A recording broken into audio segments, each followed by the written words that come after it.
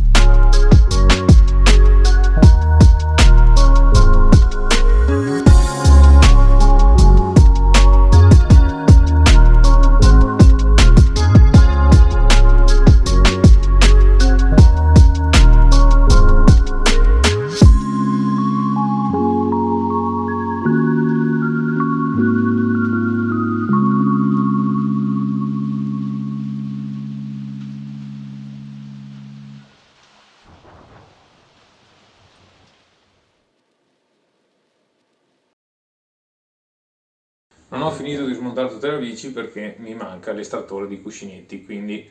l'ho portata direttamente da Ciclipantano, qui a Lonigo, sono riuscito a togliermi tutti i cuscinetti rimanenti e ho portato il telaio a sabbiare e verniciare a polvere, perché la vernice a polvere è un po' più resistente rispetto a quella a spruzzo.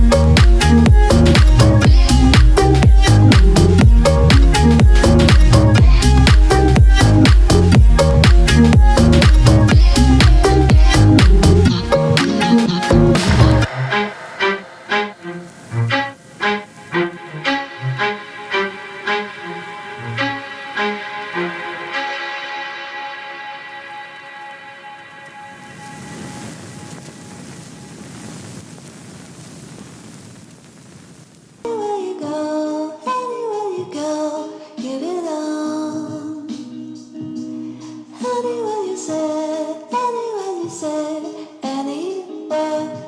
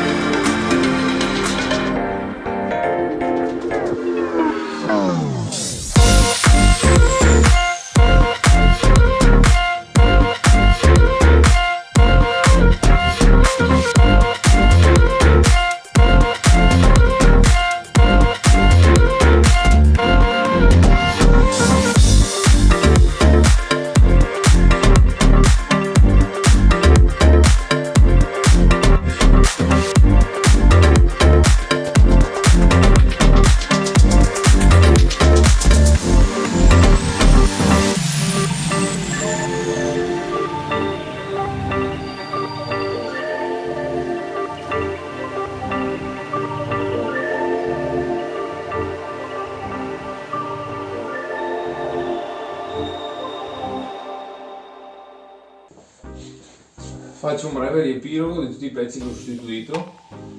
Sono andato a sostituire i pedali, il movimento centrale perché era completamente pieno di residui di fango,